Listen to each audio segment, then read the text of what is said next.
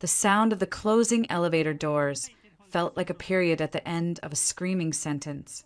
Not a period, really, a slammed book. I stood in the center of our Fifth Avenue living room, the silence he left behind ringing louder than his voice ever had. My hands were cold. The ice in my gin and tonic hadn't melted yet. Caleb's single malt, neat, sat untouched on the quartz bar. An amber accusation. You have no idea what it takes. Brooke, his voice, tight and condescending, replayed in my head. The pressure, the decisions that involve more zeros than you've probably ever seen on a check you wrote for one of your charity galas. I'm building something real, an empire, and you're talking about wallpaper samples for the Hamptons house and the guest list for the summer solstice party. We have nothing to talk about anymore, nothing in common. I had laughed then. A short, brittle sound. Nothing in common. I gave up Verve for this, for you, so you could build your empire without having to worry about who was managing our lives, who was maintaining the network that you schmooze at those parties. Caleb, I built that network. Now it's just wallpapers and galas to you? You chose to step back, he'd said, adjusting his cufflinks, not looking at me. You wanted the easy life. Don't blame me because you're bored with it now. The easy life? My voice had finally risen, scraping my throat raw, raising our profile, managing your investors' wives, sitting on those boards so the Anderson name looks philanthropic and stable that was my job. One I didn't get paid for, but one that let you play the ruthless titan without looking like a complete sociopath. And for what? So you can come home smelling like someone else's perfume? Again, that's when he'd gone still. The anger had cooled into something more dangerous. Icy contempt. Don't be dramatic. Brooke, it's unbecoming. I work long hours with ambitious people. If you're insecure, that's your issue to manage. Maybe if you had something substantive going on in that head of yours besides planning the next canopy menu, you'd understand. He'd picked up his briefcase then. The final punctuation. I have a closing dinner. Don't wait up. And he was gone. The argument, like so many lately, was unresolved. A festering wound we'd both gotten used to. But the words, they had a new, final weight to them. Nothing in common. Unbecoming. Your issue to manage. The apartment was too quiet. Too perfect. A cold museum. I couldn't stay here. I threw a change of clothes, my toiletries, and my laptop into a weekender bag. My movements were mechanical. I called down to the garage. Henry, the Mercedes. Please, I'm going to the Hamptons. Tonight. The drive out to East Hampton was a blur of taillights and my own chaotic thoughts. The house at the summer cottage. A 10.000 square, foot shingle style monster that was dark and cold when I arrived. I turned on the lights. The silence, even deeper here. I poured another drink, but didn't drink it. I just carried it upstairs. The heels of my boots clicking a lonely rhythm on the reclaimed oak. Our bedroom. His bedroom. More and more. I started stripping the bed, wanting to erase the feel of it as I yanked the fret duvet cover off. Something glinted on the floor near Caleb's nightstand. A small, cheap, silver hoop earring. It was tarnished. Not mine. I never wore cheap jewelry. My blood turned to slush in my veins. I picked it up. It was cold. I held it in my palm, staring, as the world tilted on its axis. The perfume, the late nights, the emergency meetings that started at 10 p.m., the new, overly attentive, 26-year-old personal assistant, Chloe. Chloe with the too loud laugh and the eyes that cataloged every surface of my life. My home, my husband, my hand closed around the earring, the metal biting into my skin. Rational thought evaporated. I found my phone, my fingers numb, and stabbed at Caleb's name. It rang, and then a click. Hello. It was a woman's voice, young, slightly breathless, mockingly polite. It was Chloe. Is Caleb there? My own voice sounded alien. Flat. Oh, Mrs. Anderson. A pause. I could hear shower spray in the background. My shower.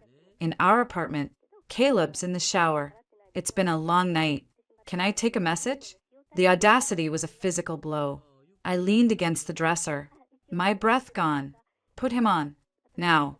I really don't think that's a good idea. He's very tired. We had a major deal close. He needs his rest. The was a deliberate, venomous dart. You tell him, I said, each word a chip of ice, that his wife is calling. And if he doesn't get out of that shower and get on this phone in the next 30 seconds, the next call he gets will be from my lawyer, and hers will be to every gossip columnist from here to Wall Street.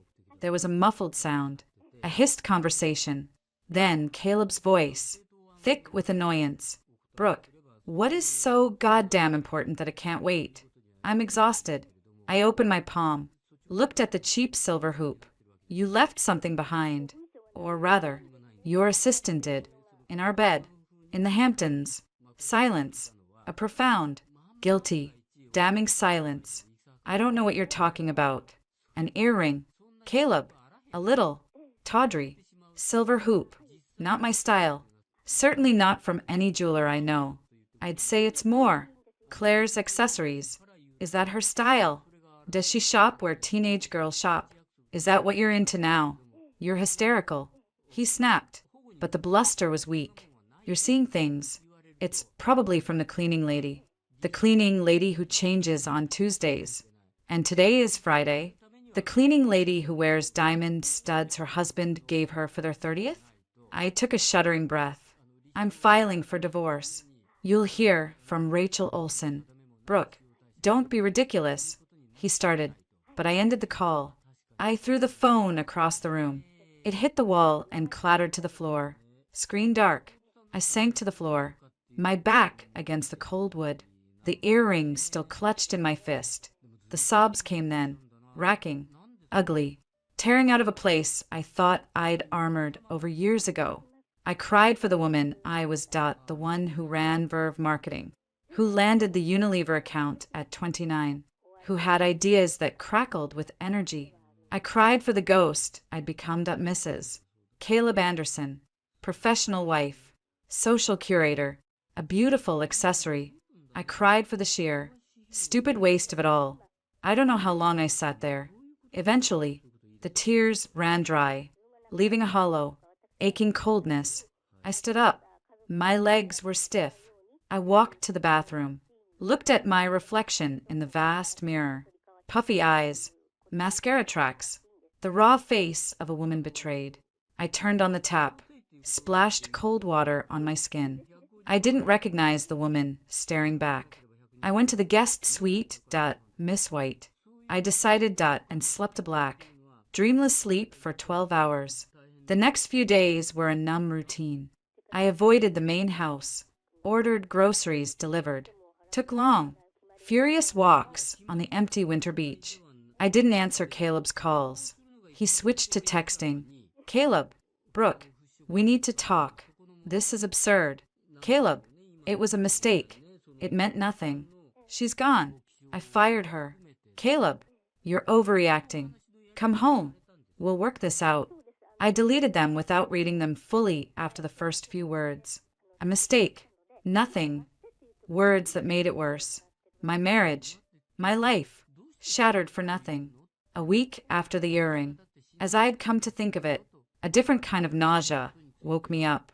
Not the soul sickness, but a sharp, physical roiling in my gut. I made it to the bathroom, just in time. The dry heave subsided, leaving me sweating and shaky on the cool tile floor. A cold, dreading certainty began to bloom. I drove to a pharmacy 2 towns over, hiding behind large sunglasses. I bought 3 different brands, my hand trembling as I handed over the cash. Back at the house, I didn't wait. I took all 3. The little plus signs and the stark digital pregnant appeared in sequence. A silent, brutal verdict. Pregnant. Pregnant with the child of a man who had left another woman's jewelry in our bed. Pregnant while my world was ash. I collapsed onto the closed toilet lid, the plastic sticks clattering to the floor. A wild, desperate laugh bubbled up and died in my throat. What cosmic joke was this? I had to tell him. This wasn't just about us anymore.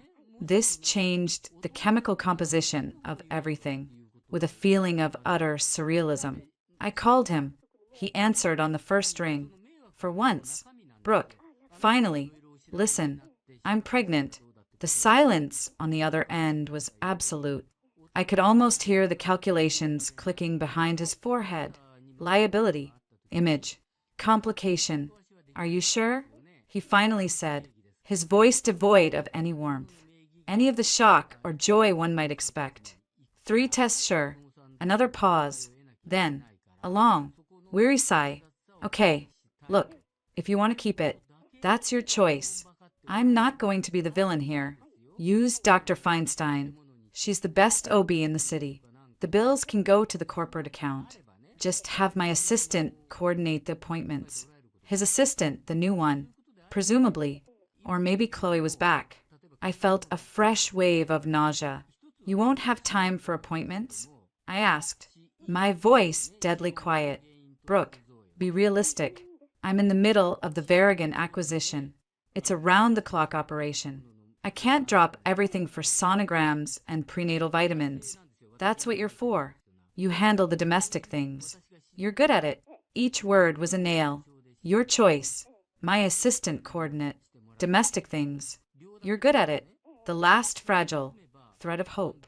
The one I hadn't even admitted I was clinging to, that this might shake him awake. Might remind him of what we once were. Snapped. I see. I said, my voice now as flat and cold as the winter sea outside. Thank you for clarifying your position. So you'll keep it? He asked, a hint of something. Irritation. In his tone, I looked down at my stomach, my hand instinctively covering it. Inside me was a life, innocent of all this, a life that was half me, a life that, unlike its father, needed me utterly. Goodbye, Caleb, I said, and ended the call. I walked to the large window overlooking the frosted lawn and the gray Atlantic beyond. The earlier hollow feeling was gone, replaced by a slow, spreading chill, not the chill of despair, but the clear, sharp cold of a decision made, of a line drawn. He had given me a choice. If you want to keep it, and I had made it, for me, for the tiny, unknowing life inside me. I placed a hand on my still flat abdomen. Okay, I whispered to the silent room, to the child, to the ghost of the woman I used to be. Okay, it's you and me now. The grief and the fury were still there, swirling in the background like a storm. But in the forefront, something new was crystallizing, something hard, something unbreakable. It started as a faint glimmer in the depth of my reflection in the window glass at the first, cold spark of a fury that vowed to be silent no more. The next 9 months were a masterclass in strategic silence. I stayed in East Hampton. Caleb, after a few perfunctory attempts to discuss the situation, seemed content to let the Atlantic Ocean and the Long Island Expressway serve as both buffer and excuse. His calls dwindled, then stopped. His texts became logistical, vetted by a new male assistant named Mark. The trust fund paperwork for the baby needs your signature. Use the attached link. The corporate card statement shows a charge from Bellini's baby. Please use the dedicated account for household expenses. I signed what I needed to. I used the dedicated account without a shred of guilt. It was the least of what he owed. My rage, that first sharp, crystalline spike, didn't fade. It metabolized. It became fuel. My first call was to David Chin. David had been my first hire at Verve, a whip-smart, fiercely loyal UC Berkeley grad who thought in algorithms and brand synergy. I'd made him CEO in waiting when I stepped back, a move I now saw as both a lifesaver and a source of deep shame. He'd been running the place for 3 years. David, it's Brooke. Brooke. His voice was warm, then instantly cautious.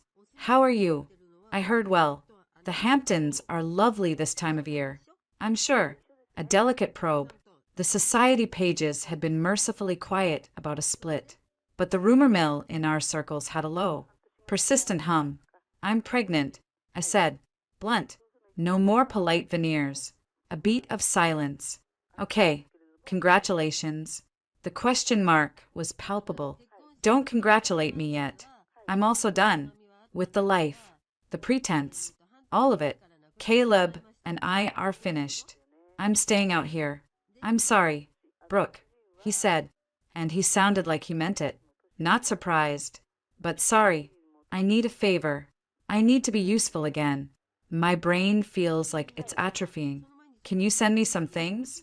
The pitches you're working on, the competitive analysis for the tech sector, the quarterly reports, not the sanitized board summaries, the raw data. Brooke, you're on leave, maternity leave. Essentially, you should be resting. Not what, David? Not remembering who I am? I'll go crazy out here with just my thoughts and baby catalogs. Consider it mental therapy. Please, he sighed. I could imagine him running a hand over his face. Okay, I'll have a secure drive, couriered to you. But Brooke, this stays between us. If Caleb gets wind that you're poking around in business, he won't. He's not paying that kind of attention. Trust me. The drive arrived. My therapy began. At first, it was like reading a foreign language I used to know. Metrics, KPIs, burn rates, engagement analytics.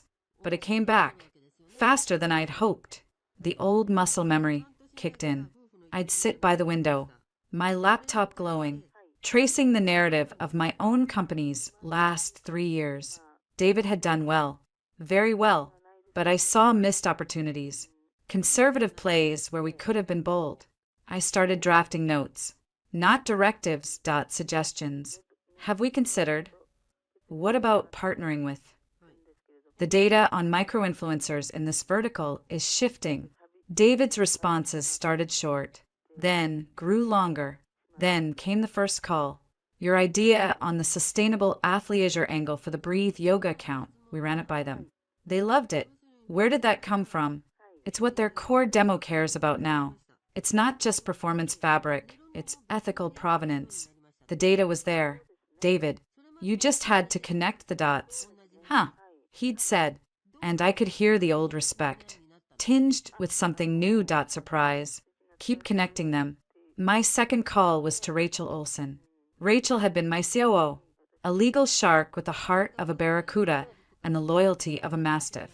She'd left Verve a year after I did, frustrated by Caleb's increasing attempts to leverage synergies between our firms, which meant siphoning off Verve's creative juice for Apex's client schmoozing.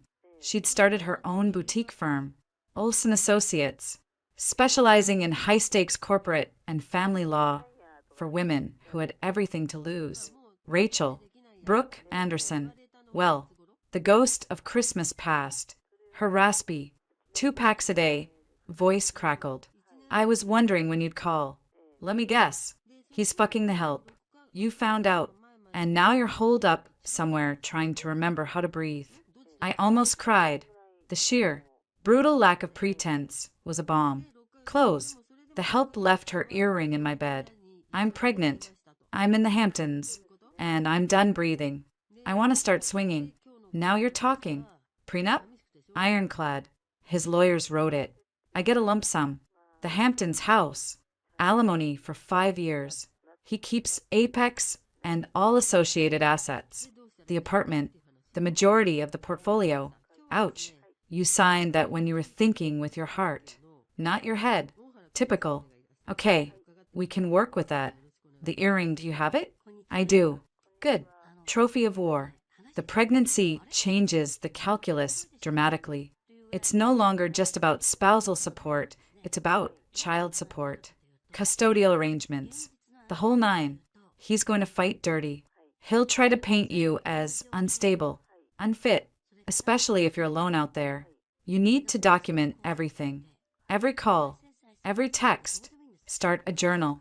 Times, dates, quotes. How are you feeling? Physically, Fine. Tired. Nauseous in the mornings. See an OB. A good one. Not his. Build a medical paper trail that shows you're healthy, responsible, proactive. The fact that you're out there alone, it's a risk. But it can also be spun as strength. Independence. We'll need to be careful. Don't file anything yet. Let the baby cook. Let him get comfortable. Think he's won. The longer he's an absent asshole, the better for us. There's more. I said, my voice dropping. I think Apex is doing some shady things. I overheard calls. He's been talking about off-book vehicles and regulatory flexibility with some of his more aggressive partners. Rachel went very quiet. Brooke, listen to me. That is a radioactive landmine. Do not step on it. Not yet. Your job right now is to have a healthy baby and get your own house in order, literally and figuratively. But keep your ears open. Don't write anything down. Just remember, we'll circle back to that when you're on your feet. Got it. Got it. So, I built my routines. Mornings were for business, analyzing Verve data, joining David's team, calls on mute, my belly hidden from the camera, offering sharp, concise comments that made junior staffers whisper. Who is that? Afternoons were for walking the windswept beach, my thoughts churning. Evenings were for my homework, discreet calls to old contacts, not asking for anything, just catching up. I heard the gossip. Caleb was more visible than ever on the circuit, often with a sleek, smiling blonde on his arm. The press, hungry for a new power couple, was eating it up. Apex Capital's Caleb Anderson and rising star Chloe Reynolds turning heads at the Met Gala afterparty. I'd look at the grainy paparazzi shots, her hand possessively on his arm, and feel nothing but a cold, clarifying focus. He was building his narrative. I was building mine. The due date, March 3rd, felt like a military operation D-Day. My bag was packed at 32 weeks. I had a private car service on retainer. My OB, a no-nonsense woman named Dr. Vance, whom I'd found myself and paid for in cash, was based in the city. You're healthy. The baby's healthy. But at your age, and as a first-time mother, I want you in the city by 38 weeks. She'd ordered. I'd nodded. I'd planned to drive in on February 20th. Leo had other plans. It was February 10th, just past midnight. A deep, wrenching cramp pulled me from sleep. Not the gentle Braxton Hicks I'd grown used to. This was different. Viscous. Mean. Another came 10 minutes later. Then 8. Then 5. No. Too soon. Not yet. Panic. Cold and slick. Rose in my throat.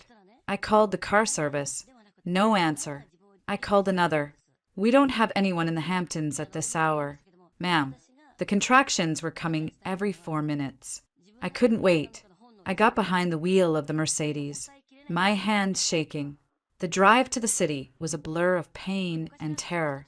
I white-knuckled it over the Triborough Bridge, a contraction seizing me as I paid the toll. My vision spotting.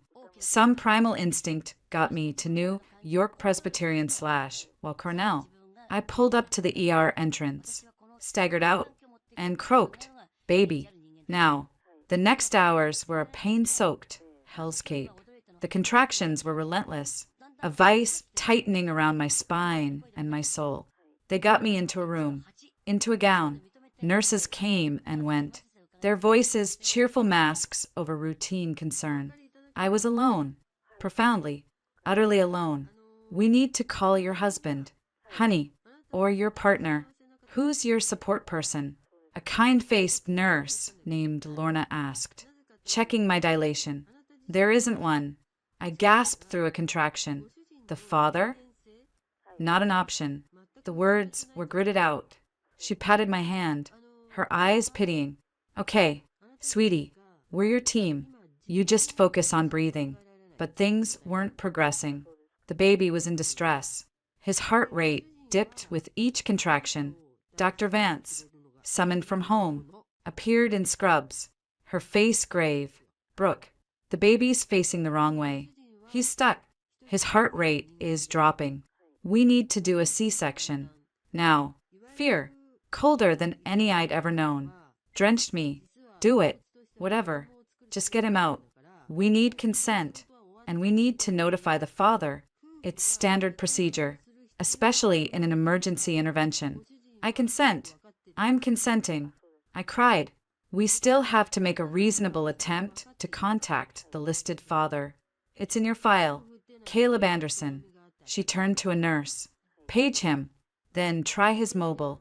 Keep trying. I was being prepped. Rushed. The world was a tunnel of bright lights and beeping machines.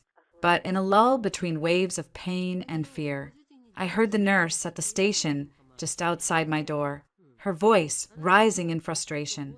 I've paged him 3 times. I've called his cell 4. It keeps going to voicemail. Try again. Another voice said, "It's protocol."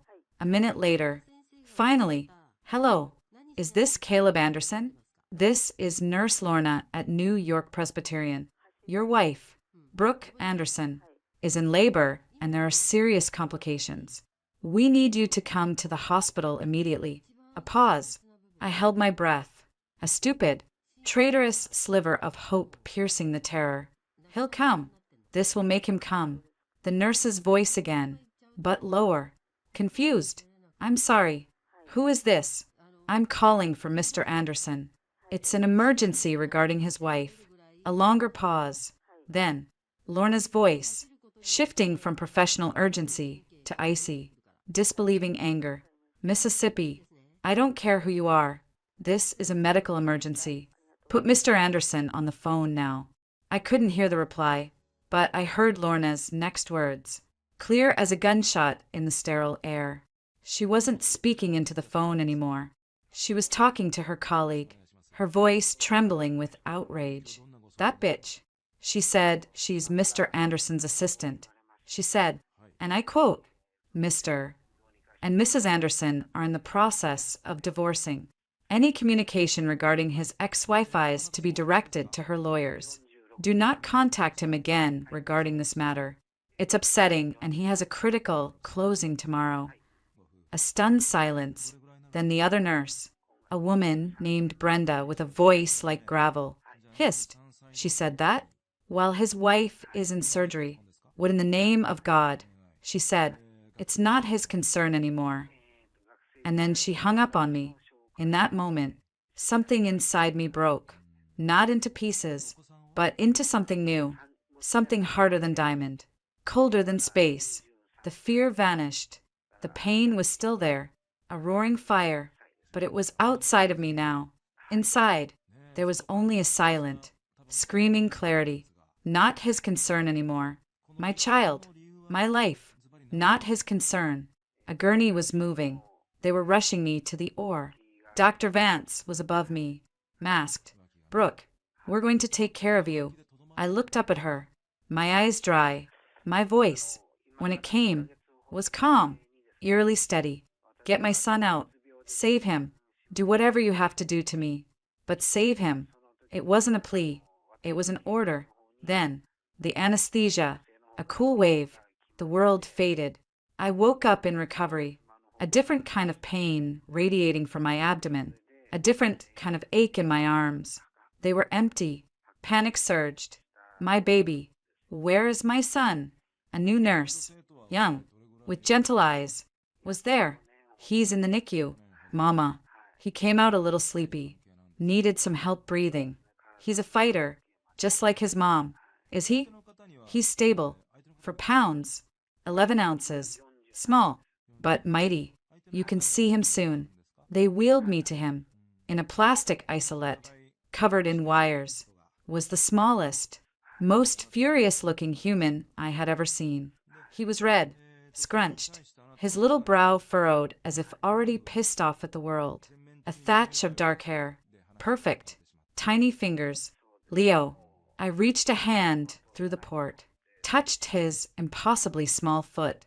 A jolt of pure, undiluted love, ferocious and terrifying, shot through me.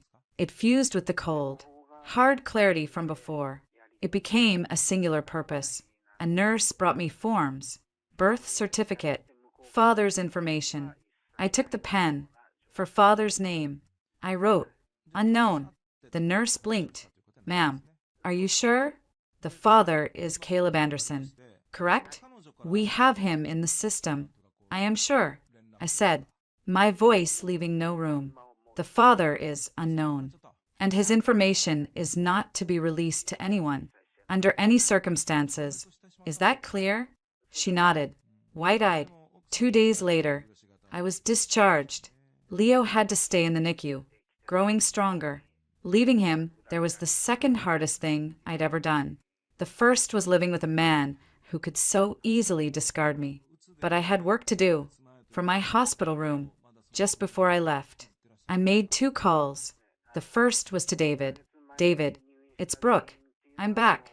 And I'm taking back control. All of it. Effective immediately. No hesitation this time. Just a quiet, solid, it's about time. Boss, what's the plan? The second was to the courier. I handed him a single, thick, legal-sized envelope. The return address was my lawyer's.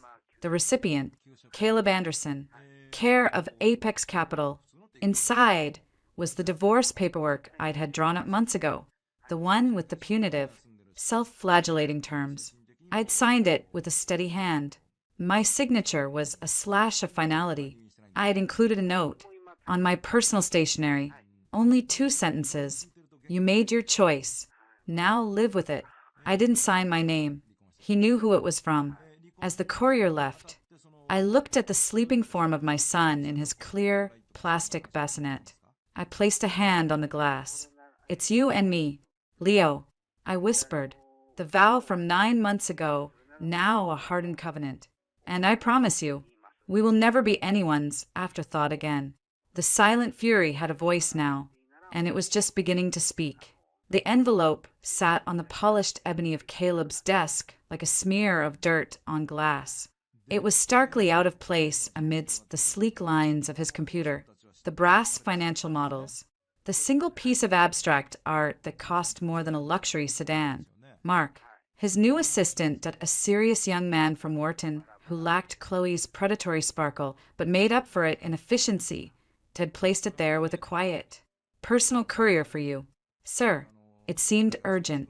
Caleb, nursing a post-closing deal scotch at 11 a.m., barely glanced up from the Bloomberg terminal. From who?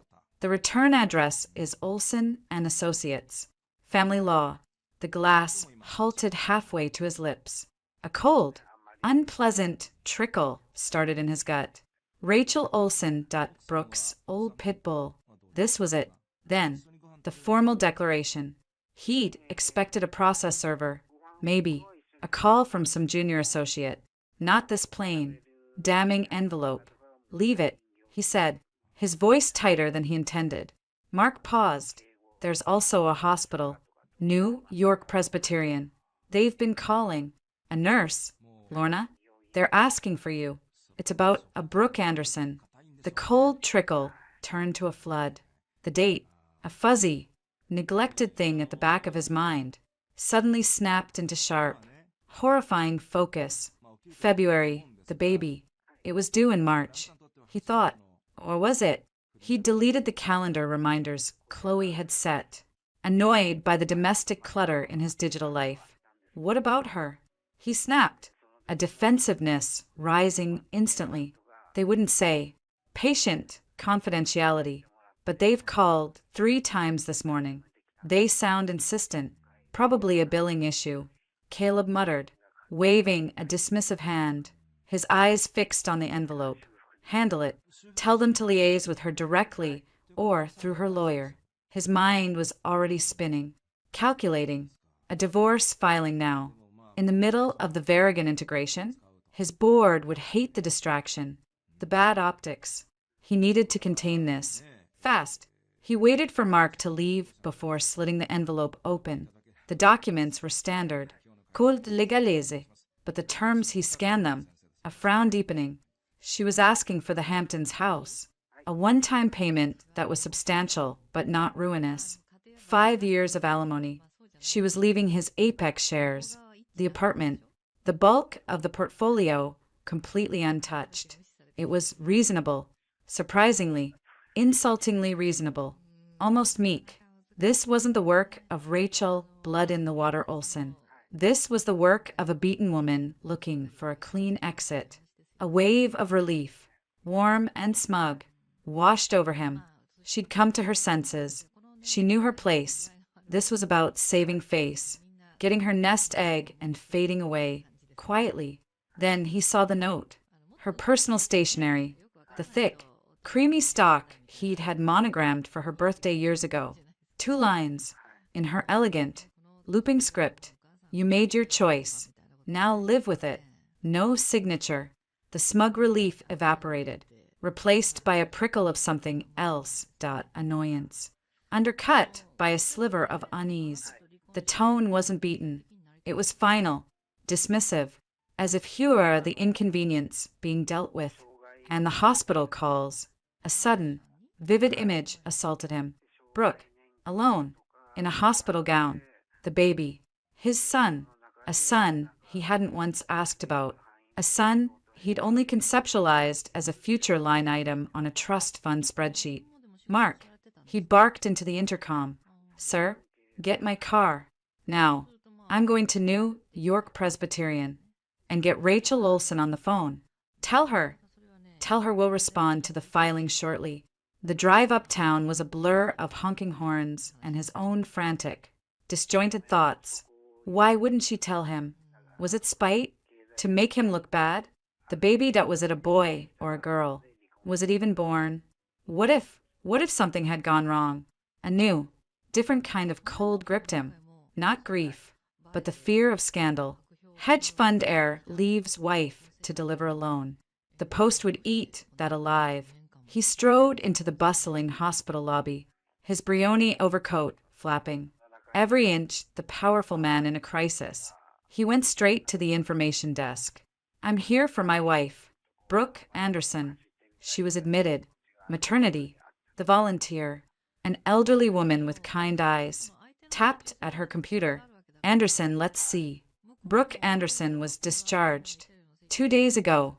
Discharged? Where's the baby? I'm sorry, sir. I can't give out patient information. You'd have to speak to the nursing supervisor on the maternity ward. 10th floor. He took the elevator, his jaw tight.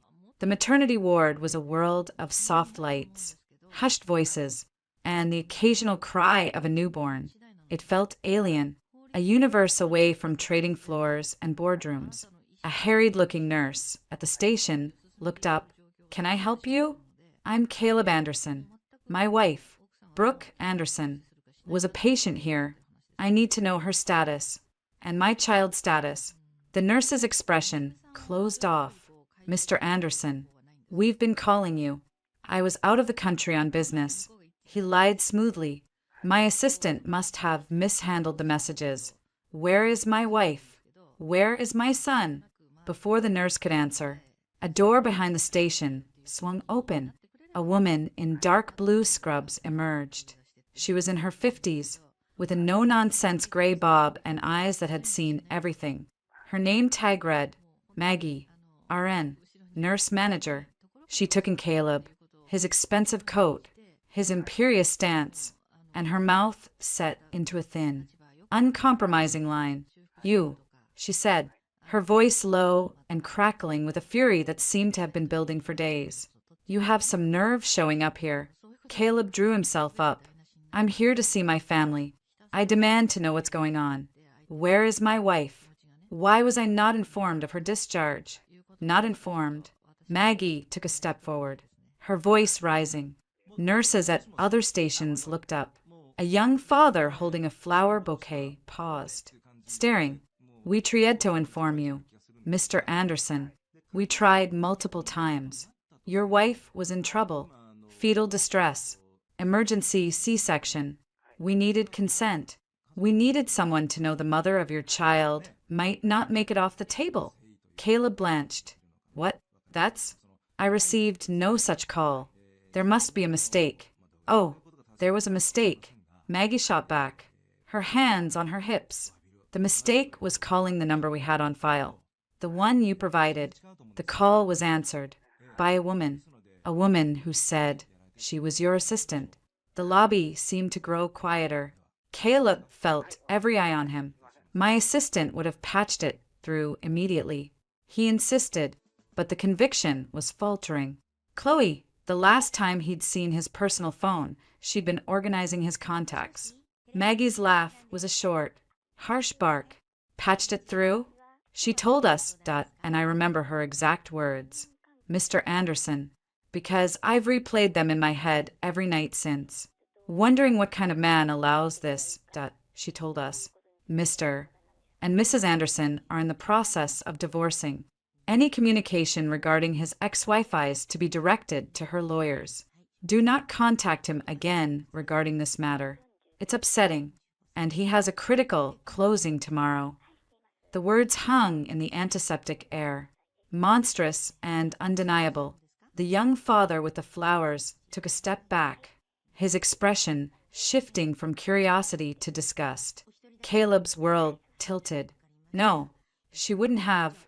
There's been a misunderstanding, a terrible misunderstanding. Maggie was trembling now, a lifetime of professional composure gone. Your wife was bleeding out on a table. Your son was fighting for breath in a NICU isolette. And your assistant was worried about you being upset before a closing? What is wrong with you? Where were you? I was in a meeting. A critical. His own excuse sounded pathetic, hollow even to his own ears. You get that woman on the phone right now. Maggie's voice rang through the ward. You get her to repeat what she said to me. I dare you, because I will testify to it in any court, in any forum. I will tell every newspaper, every talk show, about the man who was too busy making money to care if his family lived or died. The accusation wasn't just spoken, it was hurled. A moral indictment that left him stripped bare in the fluorescent light. He had no defense. The truth of it, his neglect, his prioritization, his willing blindness that was a cage closing around him. He saw it in the faces of the staff, in the averted eyes of a new mother being wheeled past. Where are they? He asked finally, his voice stripped of all its former authority. A hollow thing. Gone, Maggie said, the fire in her eyes banked to cold, smoldering embers. She discharged herself against medical advice to be with her baby in the NICU. And then, when he was stable, she took him and she left. She left no forwarding address. The father on the birth certificate is listed as unknown. You are not, and never will be, on the visitor or information list for that child. Now get out of my ward. You're distressing the actual parents. He stood there, paralyzed for a moment longer, the silent condemnation of the entire floor of physical weight. Then, without another word, he turned and walked back to the elevator. The click of his Italian loafers, the only sound in the ringing silence he left behind. Across town, in a quiet suite at the Lowell, Brooke held a sleeping Leo against her chest. He was a warm, light weight, his breath a soft puff against her neck. The fear, the exhaustion, the physical pain that they were all still there, a constant, low-level hum, but beneath it, thrumming with a new and steady rhythm, was purpose. The phone in her hand felt like a weapon. She dialed. It was answered on the second ring. David Chin. It's me. I'm out. A pause. Then the sound of a chair rolling. A door shutting. Brooke. Thank God. Where are you? Are you? Is the baby? We're safe. We're both fine. Leo. His name is Leo. Leo. Strong name. She could hear the smile in David's voice. And then it sharpened into business. What do you need? I need to come home. To Verve. Not as a silent partner. Not as a consultant. As the CEO. Officially. Immediately. There was no hesitation. No questioning if she was ready. If it was too soon. This was why she'd trusted David. The board will squawk. The acting CEO title has made a few of them ambitious. Especially Reynolds in business development. He's been cozying up to Caleb's crowd. Let them squawk. I own 51%. It's not a vote, it's a notification. Draft the press release. Brooke Anderson returns to helm Verve Marketing after hiatus. Focus on my vision, my legacy with the company. No mention of personal circumstances. Understood. When? Tomorrow. Set up an all hands for 10 a.m. Virtual and in person. I'll be on screen. You're not coming in? Not yet. I have another call to make first. But David, I need more than the company. I need information. Caleb's world. His moves. His weak spots. The Varigan deal. Everything. David's voice dropped. Brooke, that's a minefield. He's paranoid about security. He's also arrogant. He thinks he's the smartest guy in the room. He keeps backups, paper trails. He has a home office, a filing cabinet, an old laptop he thinks is wiped. He's sentimental about his first big win memorabilia. She was thinking aloud, the memories surfacing. The Hamptons house, my old study. He used it as a spillover. There's a locked credenza. The key is in the hollow volume of The Wealth of Nations, son, the third shelf. First edition. He thinks it's clever. You want me to break into your old house? David sounded incredulous. No, I want you to hire someone who can, discreetly, photograph everything. Financials, emails, client lists, personal notes. I want to know what he's hiding. And I want to know who Chloe Reynolds really is. Dig. Use the discretionary fund. The one he doesn't know about. She could almost hear David's mind whirring. The thrill of the clandestine cutting through his natural caution. Consider it done. Good. I'll see you on screen tomorrow at 10. She ended the call and looked down at Leo. His eyes were open, a deep, newborn blue, staring unfocused at her chin. We're just getting started. Little man, she whispered.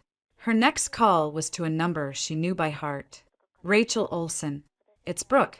The papers are signed. He has them. I know. Mark. His new drone. Called. He was requesting a reasonable time frame for response. I told him my client was under no obligation to adjust to his calendar. He sounded like he was sucking on a lemon. What's the play? Rachel's voice was all focused intensity. The play is war, but a quiet one. At first, I'm taking back Verve tomorrow. I'm having David look into Caleb's closet for skeletons. But I need you on the legal front. I want to file for sole legal and physical custody of Leo. Immediately. On the grounds of spousal abandonment and moral unfitness. On what evidence? The earring? That's adultery, not unfitness as a parent. Courts hate taking kids away from rich dads. Brooke, he'll throw money at it until you're bankrupt. I have evidence. Brooke said, her voice glacial. From the hospital, the nurse in charge, a Maggie, will testify that his assistant, acting as his gatekeeper, refused to relay the message that I and his child were in mortal danger during childbirth because it might upset him before closing. I have the call logs. I have a witness who will swear he prioritized a business deal over the life of his wife and newborn son. The line was so quiet, Brooke thought it had gone dead. Then Rachel let out a low, appreciative whistle. Jesus, Brooke, that's powerful. That's front page of the Post, powerful. That paints a picture of neglect so profound, so cold it could work. It would certainly get him denied any form of joint custody pending a long, ugly, and very public evaluation. It's a nuclear option. It's not an option. It's the opening move. File it, and send a copy of the filing, with the nurse's affidavit attached, to every member of the Apex Capital Board. Use a confidential courier. Rachel chuckled. A dark, rusty sound. Oh, I like it. Hit him where he lives and where he works. The board will have a collective aneurysm. A messy, public custody battle alleging he's a monster. Right before the Varigan deal finalizes, they'll force him to settle. He'll have to choose between fighting for a kid he's never seen and saving his billion-dollar merger. Let him choose, Brooke said, her gaze fixed on the Manhattan skyline outside her window. I already know what his choice will be. She ended the call. The suite was silent except for Leo's soft, snuffling breaths. The The ghost of the woman who had cried on a Hamptons bathroom floor was gone. In her place sat someone new, someone forged in betrayal, tempered in a hospital's fluorescent glare, and hardened by the weight of the tiny, trusting life in her arms. The silent fury was no longer silent. It had sent its first communique. The whisper had left the nest, and it was headed straight for the heart of the empire. The screen flickered to life, showing a grid of faces, some curious, some wary, a few openly skeptical. The Verve marketing conference room, with its reclaimed wood and industrial chic, felt both familiar and a world away. I sat in a high-backed chair in my suite at the Lowell, a silk scarf artfully draped to conceal the lingering softness of my postpartum body, my makeup flawless, my hair sleek. The camera on my laptop was positioned to show only me against a neutral, elegant wall. No sign of a hotel room, no sign of a bassinet, though Leo slept just feet away, monitored by a baby nurse Rachel had vetted, like a CIA asset. "Good morning, everyone," I said, my voice clear, devoid of the tremor I felt beneath my ribs. For those who don't know me, I'm Brooke Anderson. For those who do, it's good to be back. A few murmurs, polite smiles. A man in the corner, Todd Reynolds, head of business development, leaned back, arms crossed. I noted it. "I want to thank David Chen for his exemplary stewardship over the last 3 years." I continued, my gaze sweeping the digital attendees. "He's built upon the strong foundation we all created, and Verve is in a robust position. But robust isn't the same as revolutionary. The market is shifting. The old playbooks are tired." I stepped back once to focus on family. That chapter is over. A new one is beginning, and I intend for Verve to lead it, not follow. I paused, letting it sink in. Effective immediately, I am resuming the role of Chief Executive Officer. David will transition to President and Chief Operating Officer, focusing on scaling our operations for the aggressive path ahead. My first directive: we are pausing all new business pitches for the next 72 hours. I want a deep dive on every active client, every campaign in the pipeline. I want to know what's working, what's not, and where we're playing it safe. Safe is now a 4-letter word at Verve. Todd Reynolds couldn't help himself. "Brooke, welcome back." But a full pause? The Kensington Beverages pitch is on Friday. They're a 7-figure prospect. Halting momentum seems drastic. I turn my digital gaze to his square on the screen. "Todd, is the Kensington pitch relying on the same influencer-heavy, demographic bucket strategy we used for Soul Spark last year?" He shifted. "Well, the vertical is similar, so the foundational insights are proven to get a 2.3% engagement lift when the industry average is now 4.1%. I cut in, my voice cool. "I read the Soul Spark post-mortem last night. We didn't lose because of creative. We lost because our strategy was a year out of date. Kensington doesn't want proven. They want disruptive.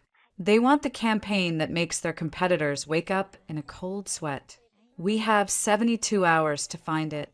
If that's a problem, the door is there." Silence. A few people hid smiles.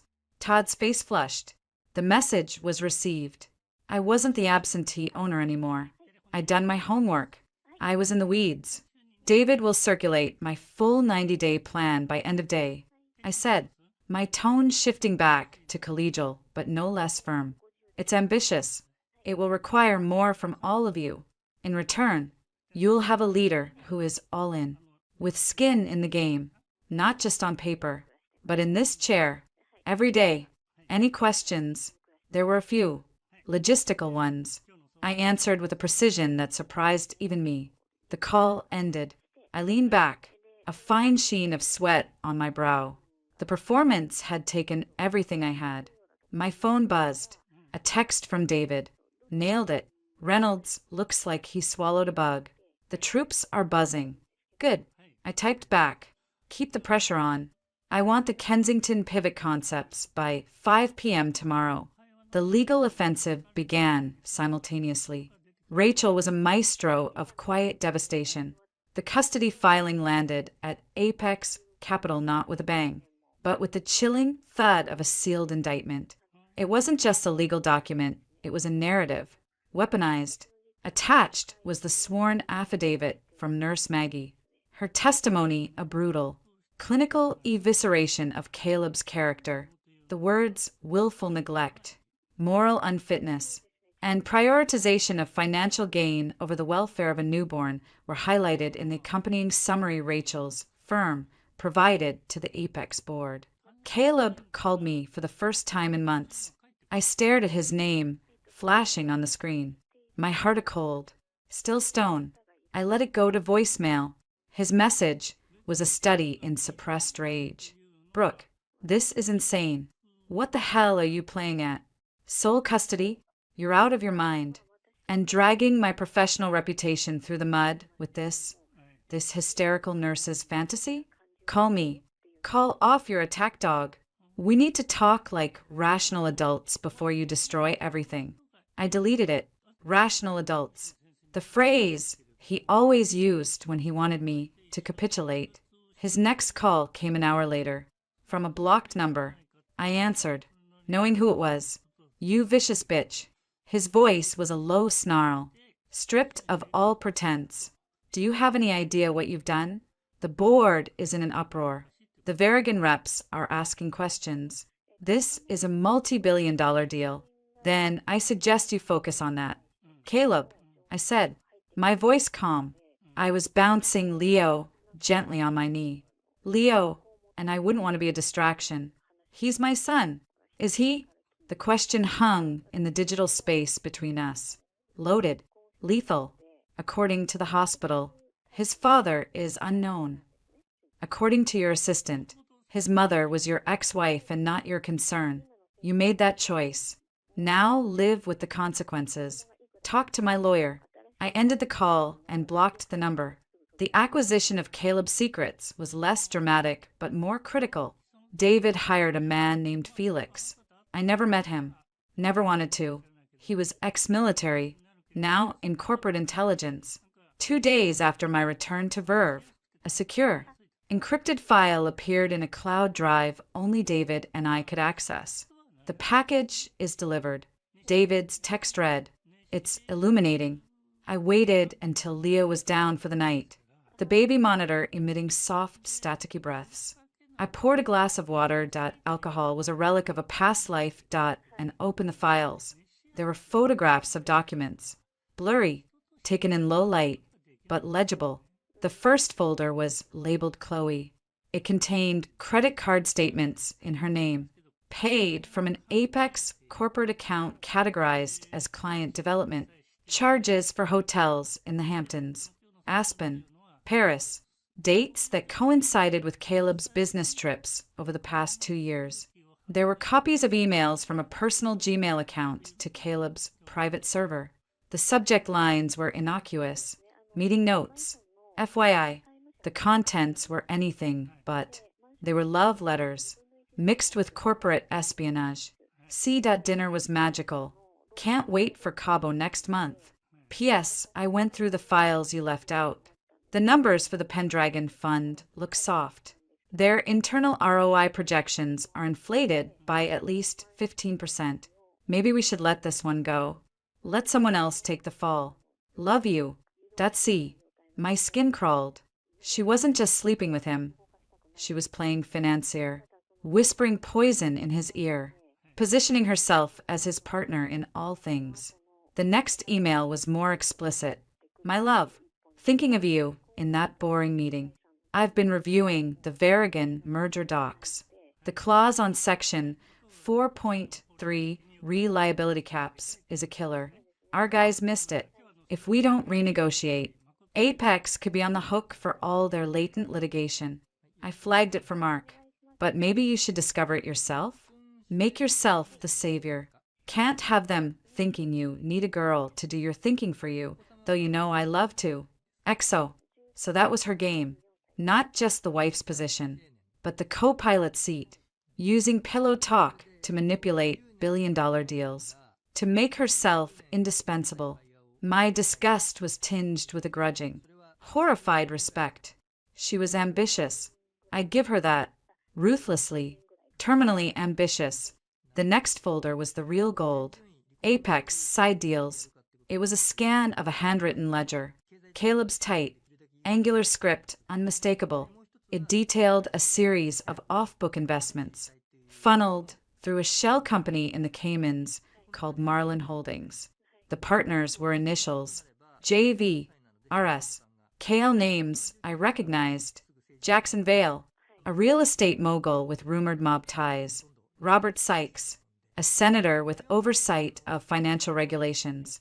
Carl Landry, a tech bro with a trail of sexual harassment lawsuits that always seemed to get settled quietly. The investments were in things the Apex charter forbade. Penny stocks, a chain of opioid pain clinics, a defense contractor blacklisted by the EU.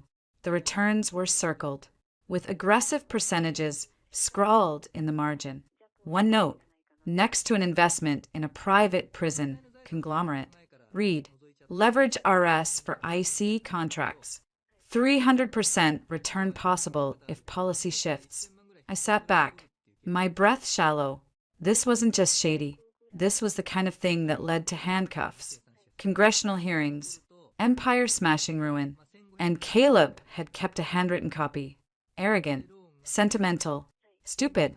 The final file was a series of text message logs, extracted from an old iPhone 4 Felix had found, still charging in a drawer in Caleb's Hampton study.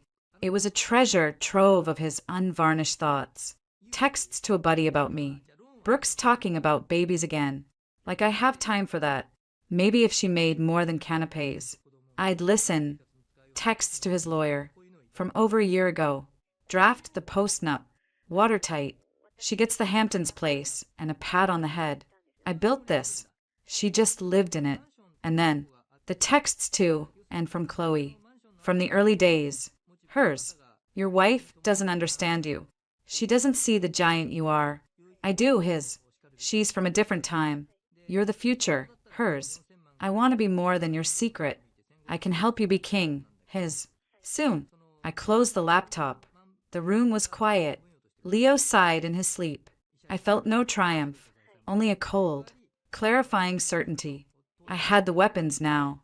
The earring was a personal betrayal. The nurse's testimony was a moral indictment. But this was the foundation of his world. The Marlins Holdings ledger. The emails showing Chloe manipulating deals. The texts proving a long-standing conspiracy to sideline and defraud me. This was the high explosive that could bring the whole temple down. But a bomb was a blunt instrument. It destroyed everything, including potential value. I needed a surgeon's knife, not a sledgehammer. My phone buzzed. Rachel, you've seen the files? She asked. No, hello. I have. It's enough to get the prenup voided for fraud and coercion. It's enough to get a restraining order against him based on the threats in those texts. It's a lot. Brooke, it's a starting point. I said, I don't want to void the prenup yet. I want to use it as leverage, and I don't want a restraining order. I want him to feel utterly, completely safe. Until he isn't, what's the play? The play is Varigan. I said, the plan crystallizing as I spoke. He's all in on that merger. It's his legacy deal. Anything that threatens it, he'll do anything to stop. Even negotiate. So we use the custody suit as the visible threat. Rachel followed, her mind racing down the same path. Let him think that's the battle. Let him pour his resources into fighting Maggie's affidavit, into digging up dirt on you. Meanwhile, we have a quiet chat with someone at Varigan, an anonymous tip, about a concerned party with evidence of questionable side deals at Apex. And a junior executive who's been whispering in the CEO's ear, manipulating due diligence. Rachel let out a long breath. You want to sink the merger. I want him to think I can sink the merger. I want him to come to the table, ready to give me everything I want to make the problem go away. full custody, a real financial settlement, my company, free and clear. And then, once the ink is dry on our agreement, then Varigan gets their anonymous tip anyway. Rachel finished, a grim smile in her voice, leaving him with a crippled company. No wife, no son, and a pissed-off mistress who knows all his secrets. That's ice cold. Brooke. I looked over at Leo, his chest rising and falling in the soft glow of the nightlight. No, Rachel, I whispered, the words a vow to the silent room. Ice is just the beginning. This is fire, and I'm just starting to get warm. The Varigan Capital Partners boardroom was a temple of silent money, 40 floors above Park Avenue. Its walls were paneled in some rare, honey-colored wood that seemed to absorb sound and ambition in equal measure. The table, a single slab of polished black stone, reflected the grim faces of the 12 men and 3 women who held the fate of a $4.3 billion merger in their hands. Caleb sat at the near end, the picture of controlled, confident power in a charcoal Tom Ford suit. To his right, in a chair slightly behind his, sat Chloe. She'd graduated from assistant wear. Today she was in a severe, cream-colored Alexander McQueen dress, her hair in a sleek chignon, playing the part of the indispensable, cerebral consigliere. She'd been introduced as Ms. Reynolds, special advisor on the Varigan integration. The Varigan brass had nodded, polite but their eyes slightly wary. Mistresses were one thing. Mistresses in the boardroom were a peculiar and potentially problematic choice. Caleb was mid-sentence, pointing to a complex liquidity model projected on a screen, which demonstrates the unparalleled cash flow synergy, creating a war chest that will allow the combined entity to dominate the mid-market lending space for the next decade. The heavy double doors at the far end of the room swung open. Silent on oiled hinges, a Varigan junior associate, tasked with manning the door, stammered, "I'm sorry, you can't." But we were already inside. Me, Brooke Anderson, in a tailored Joseph Altazura pantsuit the color of gunmetal. David Chin, a step behind and to my left, carrying a sleek leather portfolio. And Rachel Olsen, to my right, in a classic Navy St. John suit, her expression that of a coroner about to perform an autopsy. The conversation died. Every head turned. The projector hummed, casting a glow over Caleb's suddenly bloodless face. Chloe's hand, holding a pen, froze above her notepad. I saw the moment her brain processed it. The wife, not broken, not pleading, but standing there like she owned the skyline outside the window. "Brooke," Caleb said, the word a sharp exhalation of shock and fury. He stood up, his chair scraping loudly. "What is the meaning of this? This is a closed meeting." Security, a Varigan managing director, Charles Edgerton, a man with a famously low tolerance for drama, held up a hand. "Mr. Anderson, perhaps you'd care to explain who these people are and why they've interrupted a sensitive negotiation." I answered before Caleb could. "Charles Edgerton? Brooke Anderson. We met at the MoMA benefit 2 years ago. You admired the Chagall." My voice was calm, conversational, cutting through the tension like a knife through mist. Recognition, then deeper confusion, flickered in his eyes. "Mrs. Anderson, I recall. This is highly unusual." "It is," I agreed, taking a few steps into the room. David and Rachel fanned out, slightly, a practiced maneuver, and I apologize for the intrusion. But what I have to say concerns not just my husband, but the financial and reputational health of the entity Varigan is about to marry as a significant, if presently estranged, shareholder in Apex's future. I felt you had a right to know. "Shareholder?" sputtered the Varigan CFO, a woman named Anya Desai. "Our due diligence showed Mr. Anderson holds 89% of the voting shares through a trust established during our marriage." Rachel said, her voice carrying effortlessly. A trust whose terms are now under legal scrutiny, given evidence of fraud, coercion, and Mr. Anderson's demonstrated pattern of placing personal gratification and deceptive business practices above fiduciary duty. This is libelous insanity. Caleb exploded, rounding the table. Brooke, I don't know what you think you're doing, but you will leave this room now. Or so help me God. Or what? Caleb? I turned to face him fully. The room vanished. There was only him, the source of all the pain, the fear, the lonely agony in a hospital bed. You'll have me removed? Like you had my phone calls removed when I was dying? Like you removed yourself from the life of your son? A sharp intake of breath from one of the Varagon board members. Charles Edgerton's brows drew together. What is she talking about? Caleb? Chloe found her voice. It was high, strained. This is a private marital dispute. It has no place here. She's clearly emotionally unstable, probably still suffering from postpartum. Who are you?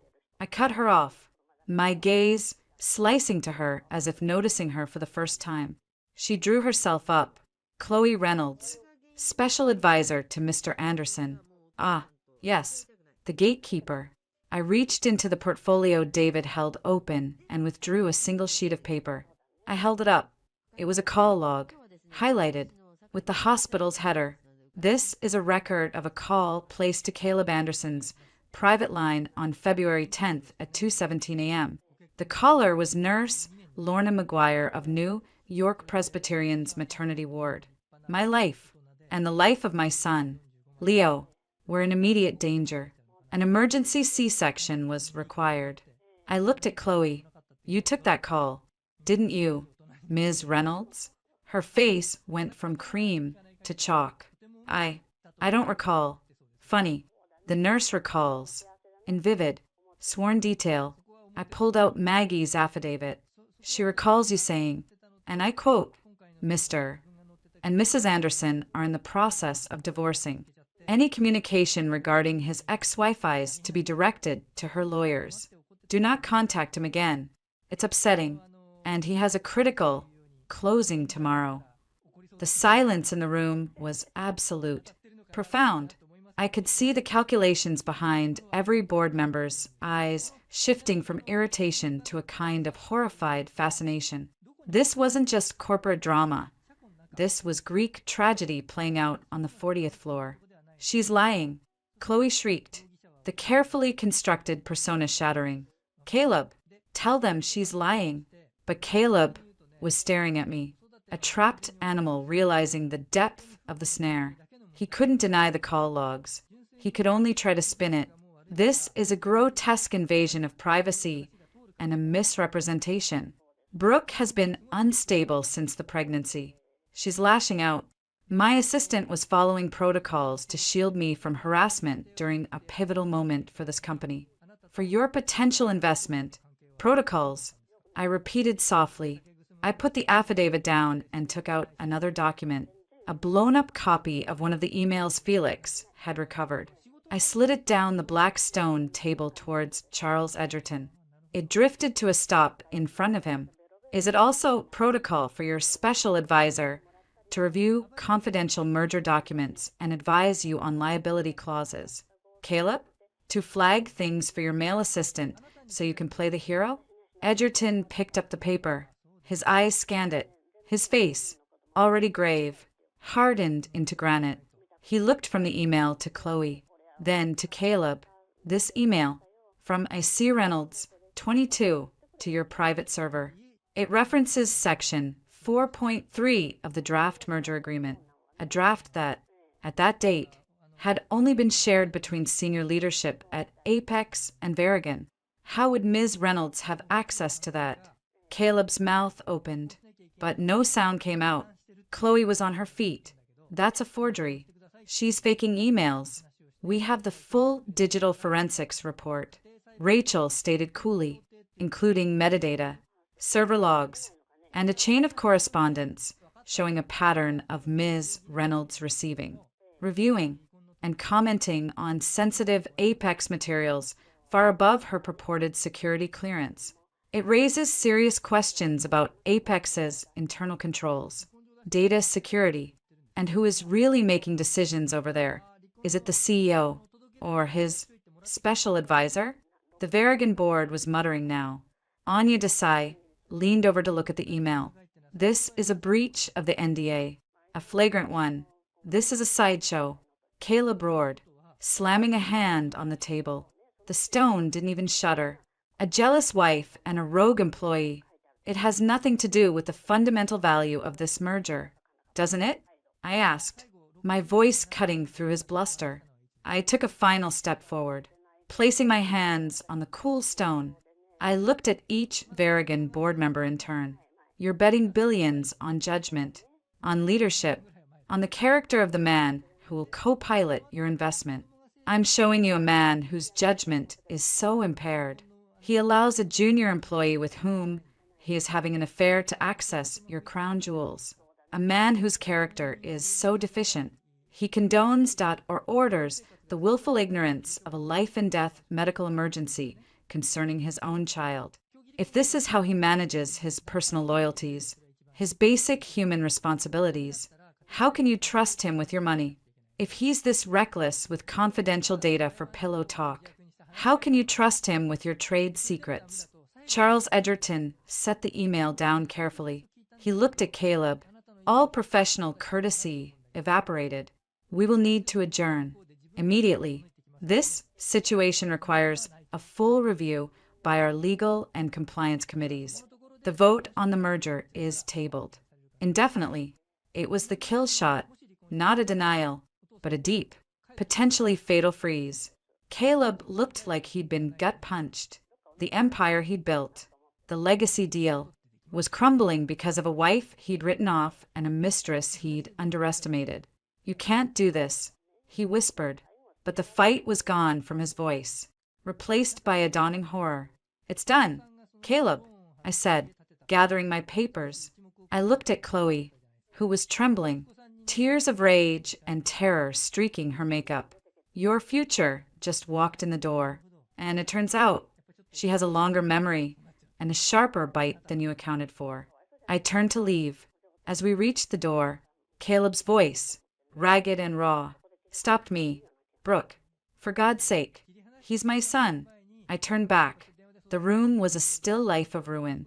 The shattered deal, the furious investors, the weeping mistress, the broken king. I met his eyes, and for the first time, I let him see the full, unshielded force of my contempt. You should have thought of that before you got in the shower, I said, my voice barely a whisper, yet it carried to every corner of the silent room. Prepare for war. Caleb, for Leo, and for every single year you made me feel small. Then David, Rachel, and I walked out, the heavy doors swinging shut behind us, sealing in the chaos we'd unleashed. The elevator ride down was silent. As the doors opened to the bustling lobby, David let out a long, shaky breath. Holy hell, boss. Rachel just smiled, a razor-thin curve of her lips. Phase 1, complete. He's rattled, publicly humiliated, and his golden goose is on life support. He'll be calling with a settlement offer before the end of the day. I nodded, my adrenaline beginning to ebb, leaving a cold, clean exhaustion. But beneath it, a new sensation was stirring. Not joy, not yet, but the first, faint thrum of something that had been dormant for years. Power, reclaimed, and the quiet, terrifying knowledge that the war I'd declared had only just seen its first, decisive battle. The silence in the Apex Capital penthouse office was a living thing, thick and suffocating. Caleb stood at the floor-to-ceiling window, his back to the room, staring at the city that suddenly felt like it was laughing at him. The Varagon debacle wasn't just a setback, it was a hemorrhage.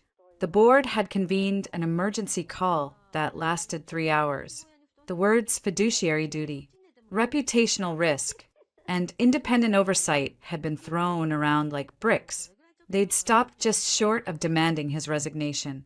But the special committee on governance they'd formed was a coroner's inquest waiting to happen. The door to his private office opened. He didn't need to turn to know it was her. The click of her heels was too familiar. The scent of her perfume, now cloying. The smell of failure. Caleb, we need to talk. Chloe's voice was strained. The polished boardroom, veneer gone. Get out, he said, his voice low and dead. Caleb, listen to me. This is a coordinated attack. Brooke and that bitch lawyer and that Chinaman she has running her little agency. He whirled around. His name is David Chin, and he's forgotten more about running a business than you'll ever know. What were you thinking? Putting that in an email?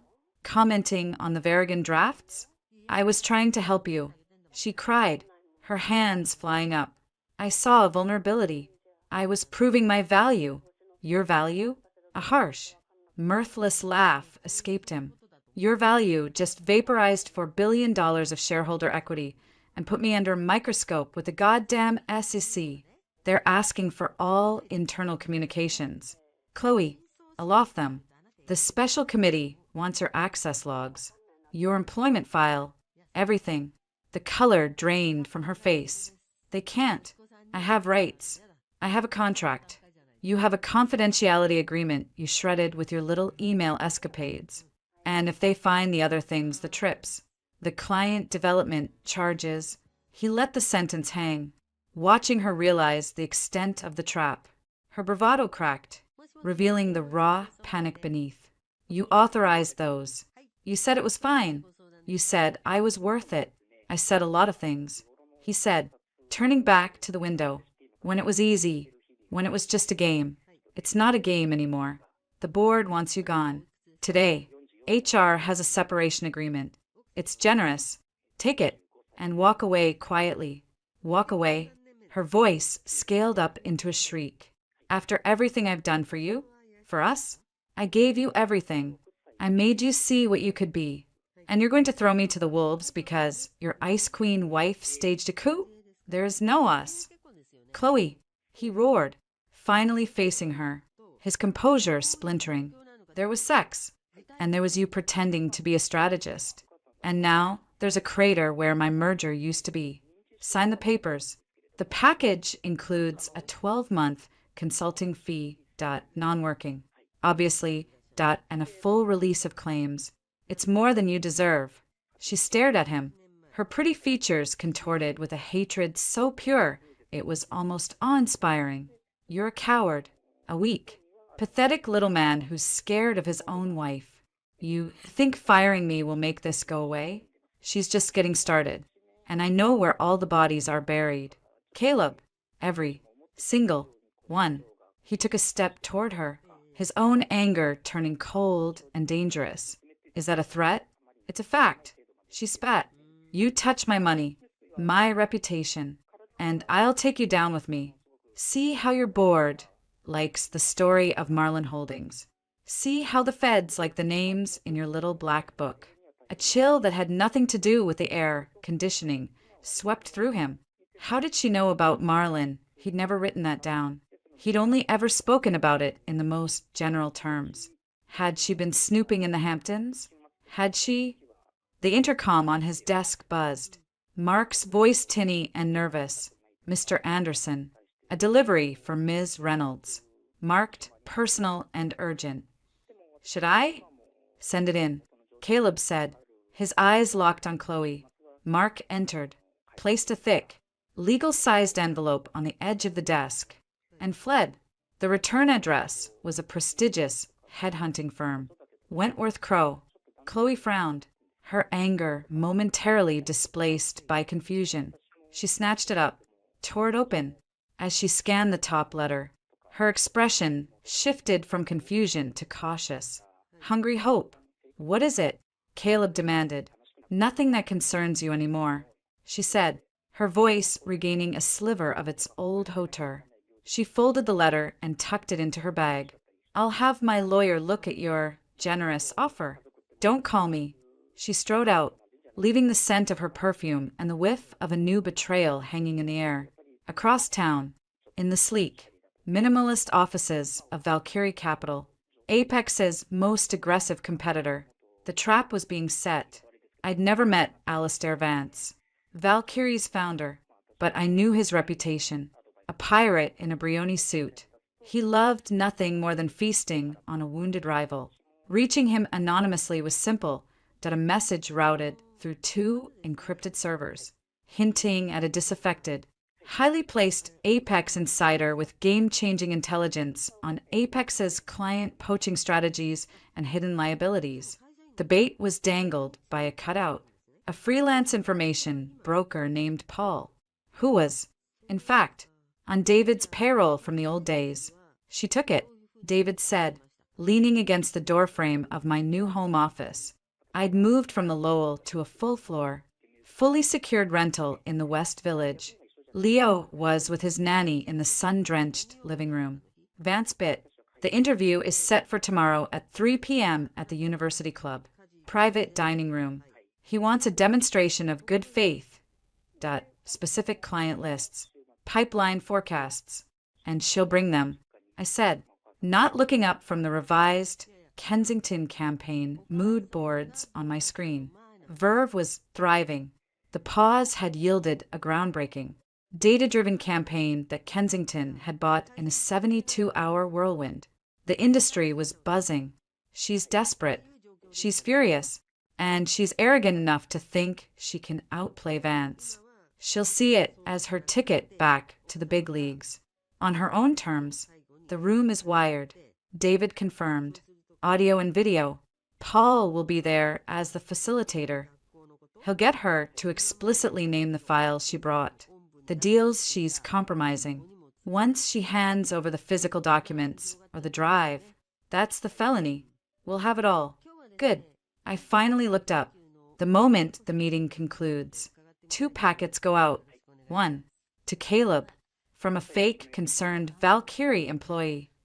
It contains the video of her handing over the files, plus a summary of everything she said. The other to the SEC and the FBI's white-collar division. From John Doe.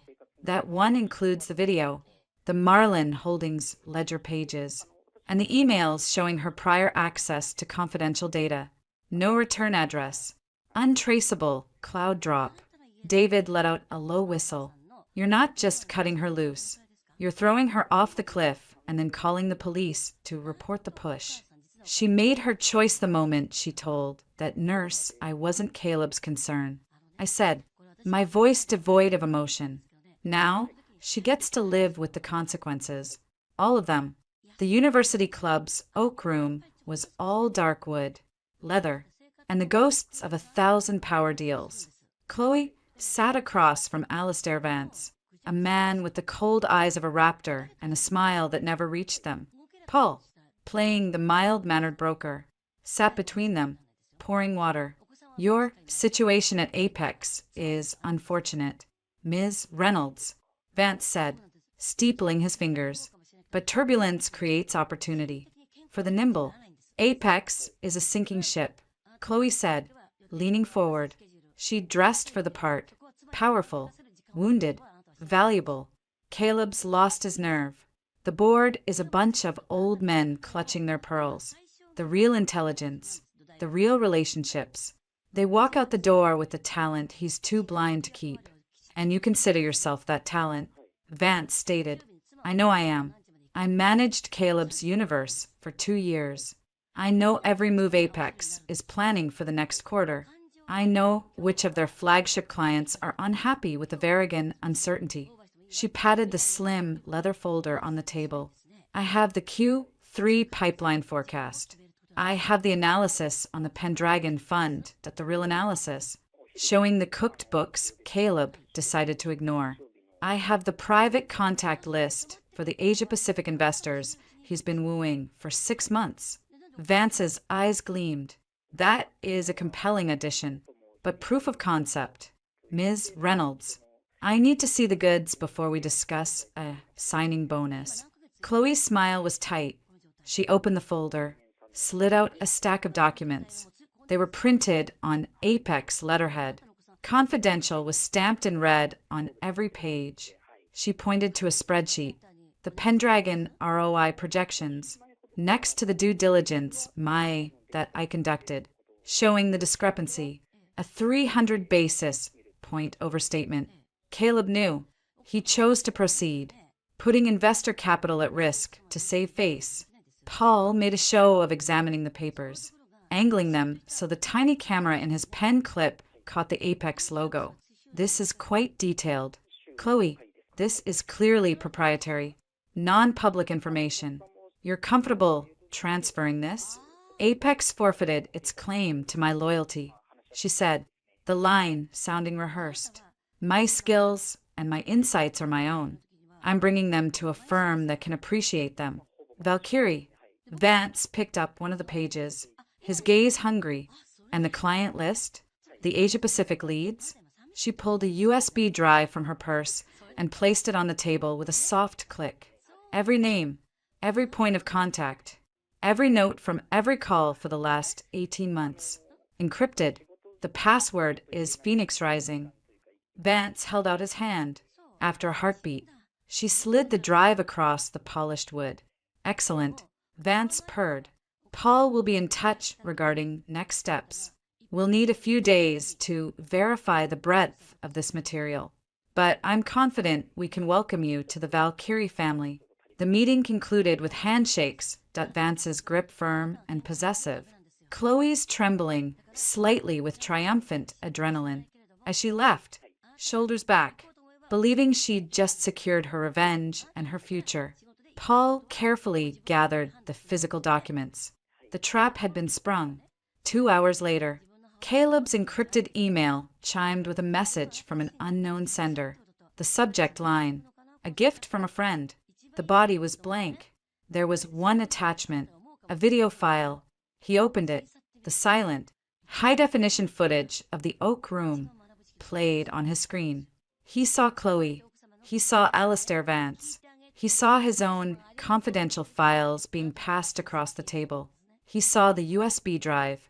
He watched, stone-faced, as the subtitles he'd had to turn on displayed her words. Apex is a sinking ship. Caleb's lost his nerve. I know every move, the real analysis. Caleb knew. When it finished, he sat perfectly still for a full minute. Then, with a roar that came from a place of pure, obliterating rage, he swept his entire desk clear. Monitors, keyboards, the engraved deal tombstone paperweights, all crashed to the floor in a cacophony of shattered glass and plastic. Mark, he bellowed. The door opened a crack. Sir, get me the federal prosecutor's office for the Southern District of New York. Now, and then get me the most aggressive, most vicious litigator in the city. I want to file charges for corporate espionage, theft of intellectual property, and breach of fiduciary duty. I want Chloe Reynolds in a federal prison by the end of the week. Simultaneously, in a secure, anonymous server farm in Reykjavik, an automated program triggered. Packets of data. The video, the scanned ledger pages, the incriminating emails that were dispatched to 2 destinations, the tip line of the SEC's Division of Enforcement, and the FBI's New York field office. The cover note was succinct. To whom it may concern, evidence of securities fraud, Marlin Holdings. Willful misrepresentation to investors, Pendragon Fund. And the unlawful theft and transmission of material non-public information by Chloe Reynolds, former employee of Apex Capital. Ms. Reynolds is currently attempting to sell this information to Apex's competitor, Valkyrie Capital. See attached. Sincerely, a concerned citizen. The die was cast. The empire was unraveling, and the mistress, in her desperate grasp for a life raft, had just grabbed an anvil. In the quiet of my West Village study, with Leo cooing in the next room, I allowed myself a single, thin, satisfied smile. The fire was spreading, and it was about to consume everything in its path. The law offices of Sterling, Latham Gray occupied 3 hushed, forbidding floors in the Seagram building. It was Caleb's territory, his chosen battleground at a temple of old money and cold precedent. I arrived with Rachel Olsen. She carried a simple leather folio. I carried nothing but my car keys and the silent, humming certainty that this was the end. We were shown into a conference room that overlooked Park Avenue, a view of dominion Caleb had long taken for granted. He was already there, flanked by two lawyers.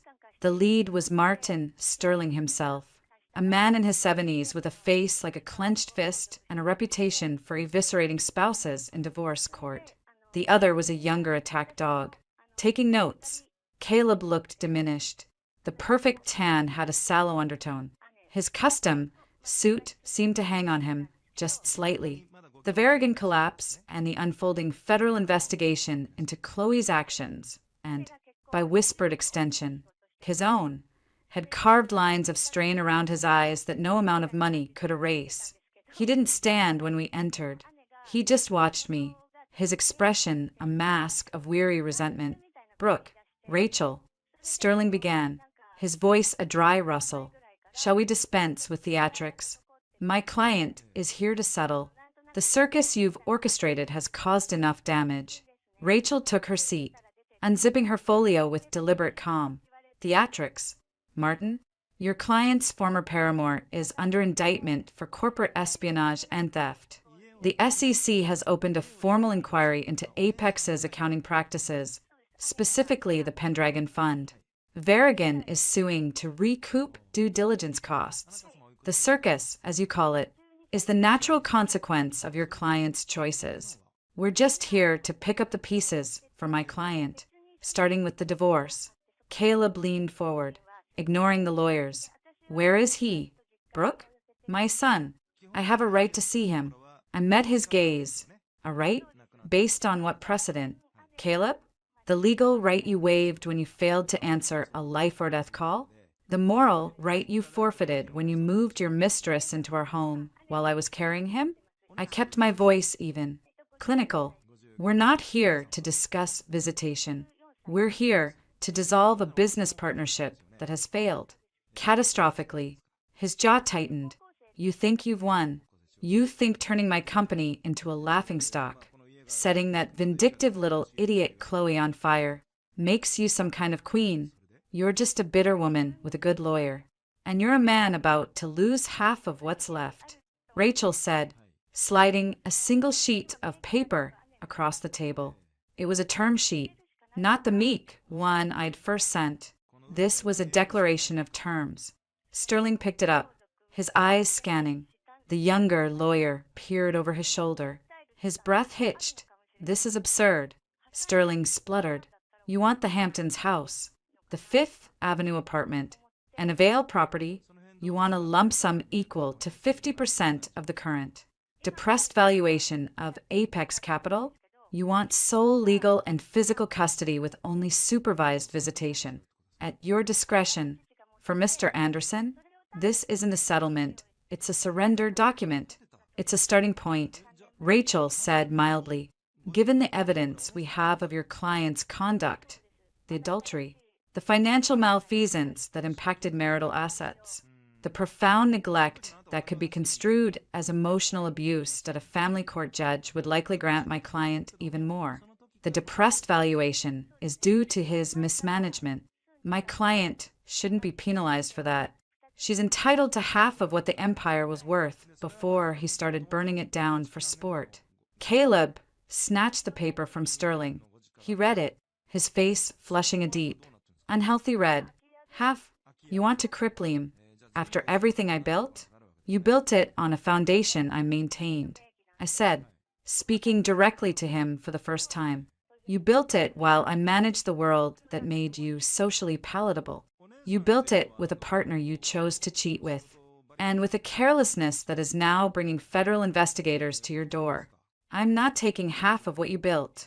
Caleb, I'm taking my half, the half I earned, the half you've been pretending was yours alone.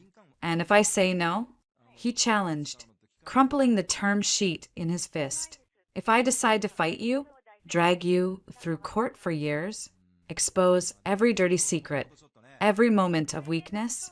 I smiled then. It was a small, cold thing. I nodded to Rachel. She placed a digital voice recorder on the table and pressed play. The audio was crisp, clear. Chloe's voice, from the secret Hamptons recordings, filled the room. See, dinner was magical. Can't wait for Cabo next month. P.S. I went through the files you left out. The numbers for the Pendragon Fund look soft. Their internal ROI projections are inflated by at least 15%. Maybe we should let this one go. Let someone else take the fall. Love you. See. Caleb froze. Rachel stopped the recording. We have the emails. We have the ledger from Marlin Holdings. We have the handwritten notes linking you to Jackson Vale, Robert Sykes, and Carl Landry. We have a forensic accountant ready to trace the flows from Apex to the Caymans. Right now, the SEC is focused on Chloe. They see her as a rogue actor. But if we file this evidence as part of our civil discovery, TO demonstrate the waste of marital assets and your reckless disregard. It becomes part of the public record. The SEC will have no choice but to turn its full attention to you. Jackson Vale is currently out on bail for racketeering. I wonder what he'd say to the feds about his silent partner in the private prison business to reduce his sentence. The color drained from Caleb's face, leaving him a sickly gray. Sterling was staring at his client, a dawning horror in his eyes. He hadn't known. Caleb had kept his darkest secrets, even from his own lawyer. You wouldn't, Caleb whispered, his eyes locked on mine. You send that to the feds, and they'll take everything. Everything. There'll be nothing left for you, or for Leo.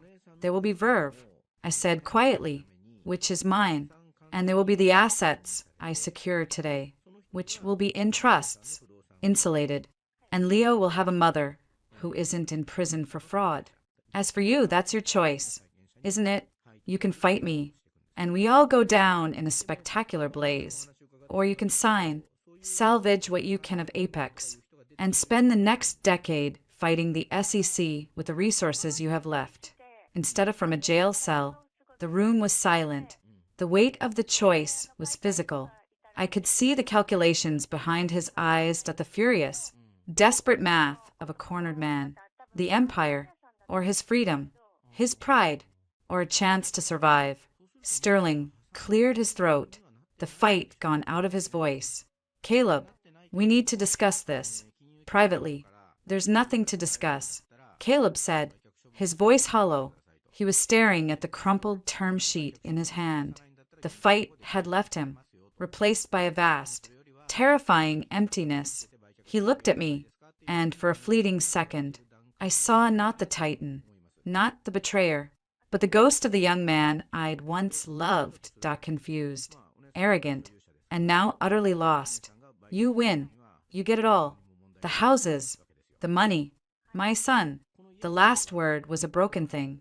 Your son will be provided for, I said, standing.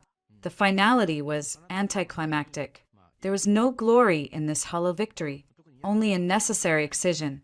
He will know the truth, when he's old enough, that you were given a choice, repeatedly, and you chose everything else. I turned to leave.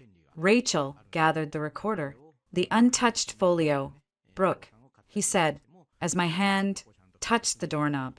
I paused, but didn't turn. When did you become this? The question wasn't an accusation anymore.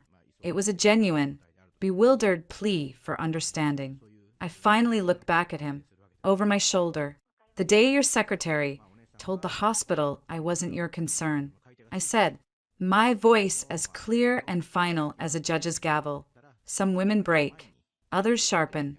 Goodbye, Caleb. We walked out, leaving him in the silent, gilded room with the ruins of his life and the two men paid to sift through the ashes. The signed agreement, with only minor concessions on the payment schedule, was messengered to Rachel's office before close of business. 3 weeks later, the final motions were approved by the court. The assets were transferred. The divorce decree was entered into the record. On the same day, the U.S. Attorney's Office for the Southern District of New York unsealed a superseding indictment. Chloe Reynolds was now facing additional, more severe charges of conspiracy to commit securities fraud. The press release heavily implied the investigation was ongoing and widening. The financial news channels showed a grainy, Year-old photo of Caleb leaving a restaurant. The Chirin reading. Apex Capital CEO under shadow. I sat in my new office at the helm of Verve Marketing, the one with the view that now belonged to me. David knocked and entered, a bottle of champagne and 2 glasses in hand. "To not going to jail," he said, a wide grin on his face. I smiled, a real one this time, though it felt unfamiliar on my face. "To not going to jail," I echoed, clinking the glass. I took a sip. The bubbles were sharp, clean. Status? The Valkyrie lead was a dead end for her. Obviously, Vance denied ever offering her a job, said she was trying to sell stolen goods. Her lawyer is pushing for a plea deal, offering to testify against higher-ups at Apex. Let her, I said, looking out at the skyline. She's his problem now. How's the Kensington launch? Crushing it. Engagement is at 8.2%. They've already commissioned Phase 2. The industry is calling it the comeback of the decade. You're a genius, a monster, and a rock star, depending on which blog you read. I shrugged. The noise was just noise now. Good. What's next on the agenda? David's expression turned serious. You have a 4 p.m. The board of the newly formed Leo Thomas Foundation. They're waiting for the founder's vision. I set the champagne glass down. Leo Thomas, my father's name, a legacy that had nothing to do with betrayal and everything to do with love.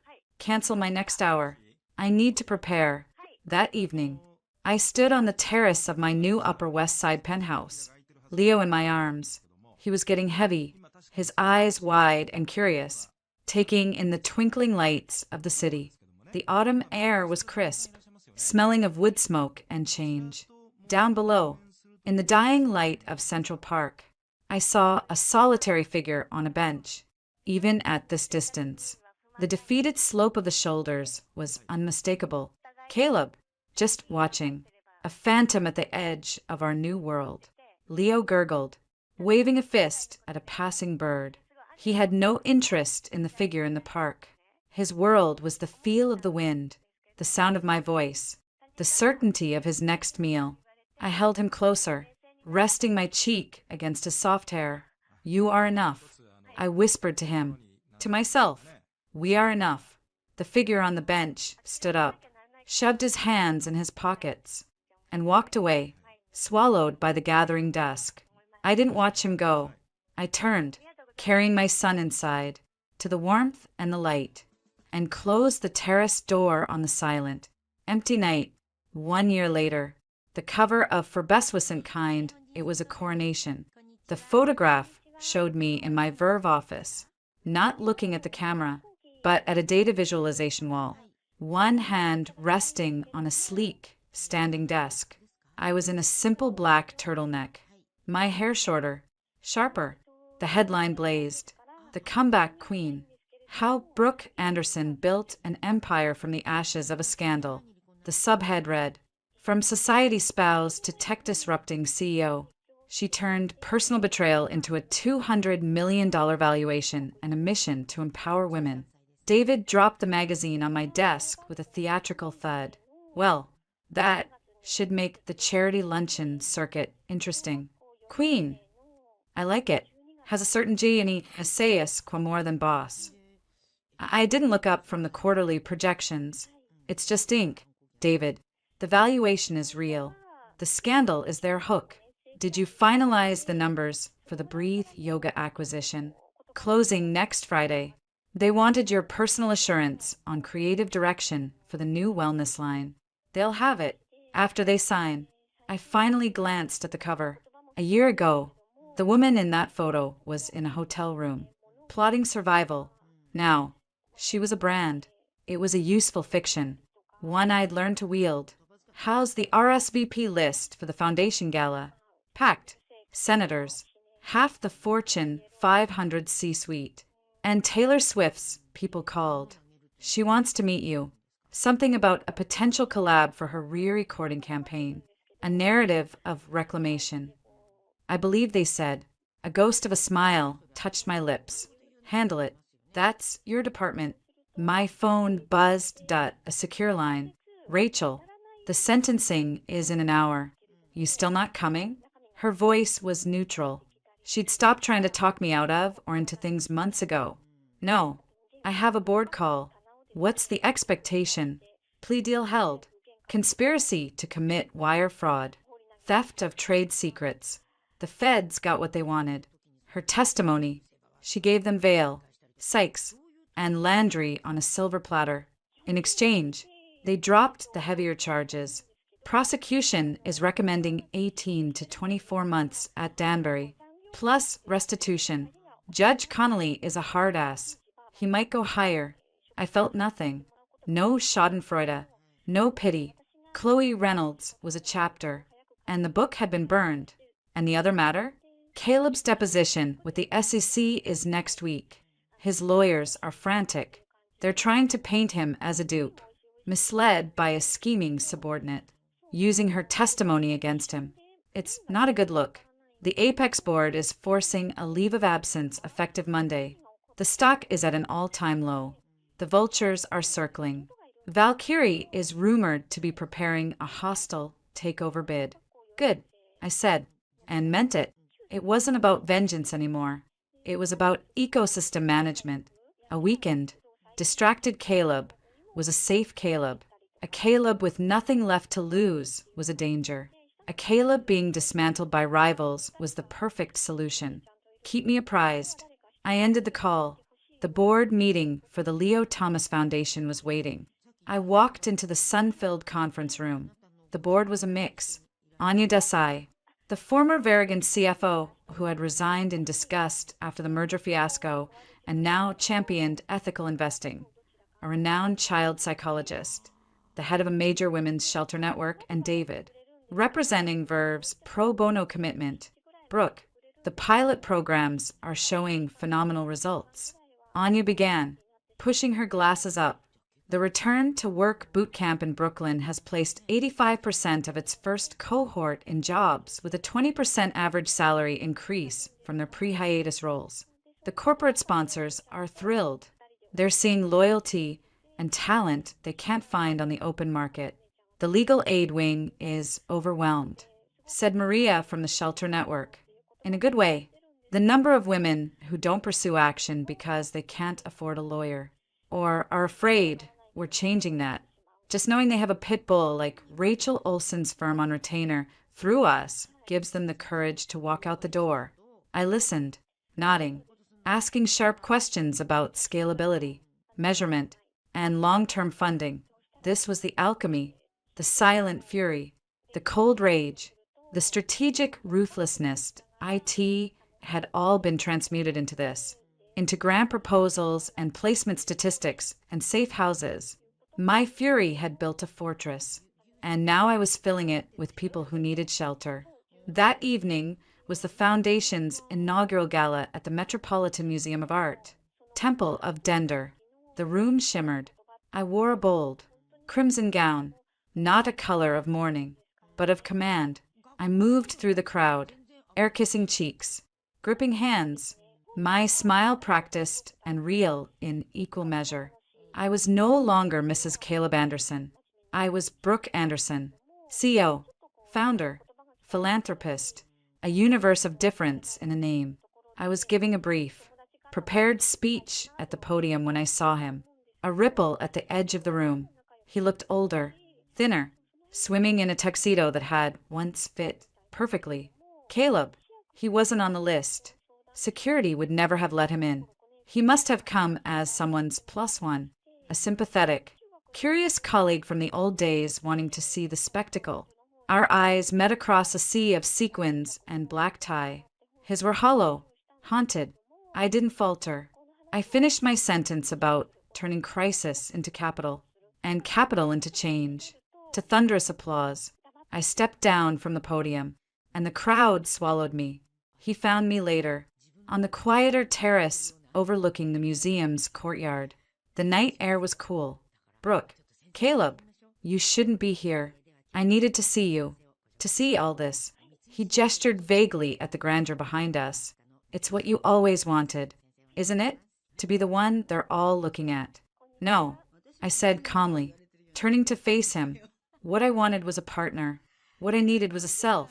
This is what happens when you have to build that self from scratch. You tend to build something solid. He flinched. The SEC is going to bury me. Chloe's testimony, she's saying I knew everything, that I directed the Marlin deals. Did you? He didn't answer. The silence was confession enough. They're taking the company. The apartment is gone. The Hamptons house, it's yours. He said it not with bitterness, but with a stunned, simple disbelief, as if recounting a natural disaster. I know. I'd like to see him. Leo. Just once. I studied his face. There was no manipulation left in him. No strategy. Just a raw, gaping want. It was almost pitiable. Almost. No. I said, my voice soft but final. He's not a consolation prize for a life that didn't work out. He's a person. My person. You had 1,000 chances to choose him. You chose everything else. Every single time. You don't get to change your mind now that everything else is gone. He nodded, as if he'd expected nothing different. What was it you said? You made your choice. Now live with it. He gave a short, bleak laugh. I'm living with it. Brooke, it's a very empty house. He turned and walked back into the gala, a ghost moving against the current of glittering life. I watched him go, and for the first time, I felt not anger, not even cold satisfaction, but a profound, quiet release. He was no longer my monster to fight. He was just a man, broken by the weight of his own choices. My work here was done. 18 months later, the playground in Central Park was a riot of autumn color and shrieking joy. Leo, now a sturdy toddler with a mop of dark curls and a fierce determination to master the big kid slide, clung to the ladder. His nanny, Sophia, hovered a few respectful feet away, giving him space to conquer. I sat on a bench, reviewing a contract on my tablet. The sun was warm. I had traded the penthouse for a sprawling, light-filled townhouse on the Upper West Side. With a backyard, Leo needed grass, not just terrace views. Well, if it isn't the most powerful woman in New York, doing paperwork next to the sandbox. I looked up. Rachel stood there, holding 2 steaming coffees. She was dressed down in jeans and a leather jacket, looking more relaxed than I'd ever seen her. The most powerful women in New York are at a UN summit right now. I said, taking the coffee, I'm just a mom with a scheduling conflict. Sit. To what do I owe the pleasure? I thought you were in depositions all week. I was. It's done. Caleb took a deal. She sipped her coffee, watching Leo finally brave the slide. He whooped with triumph. I waited. SEC settlement. He admitted to negligence in oversight, failure to maintain adequate controls, no admission of criminal wrongdoing on the Marlin stuff, but a lifetime ban from serving as an officer or director of a public company. Apex was quietly dismantled and sold for parts to Valkyrie and others. He's personally fine to sum that, combined with the divorce settlement, leaves him with enough to live comfortably in. Say, Boca Raton, but not in the Hamptons. He's moving to Florida next week. I absorbed this. The final, administrative whimper. The empire, extinguished. And Chloe, released 2 months ago for good behavior, moved to Phoenix, changed her name. Last I heard, she's a regional sales manager for a timeshare company. A fitting end. I think. We sat in silence, watching Leo run from the slide to the swings. The past was a closed file, a settled case. And you? Rachel asked. Verve is a juggernaut. The foundation is changing lives. Leo is perfect. What's next for Brooke 2.0? I smiled, looking at my son, his face alight with simple, uncomplicated joy. This, I said, nodding toward him. Maybe a vacation, somewhere with a beach, where the only deals I make are about building sandcastles. And the quiet, terrifying fury? Rachel asked, her voice gentle. What became of that? I thought about it. The fury that had fueled the escape. The cold clarity that had plotted the revenge. The relentless drive that had built the new life. It wasn't gone. It was just integrated. It was the engine that no longer roared but hummed, powering everything, but no longer controlling the driver. It's not quiet anymore, I said finally, and it's not terrifying. It's just my voice.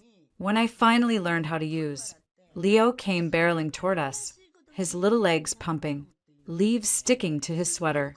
Mama, did you see? I went super fast.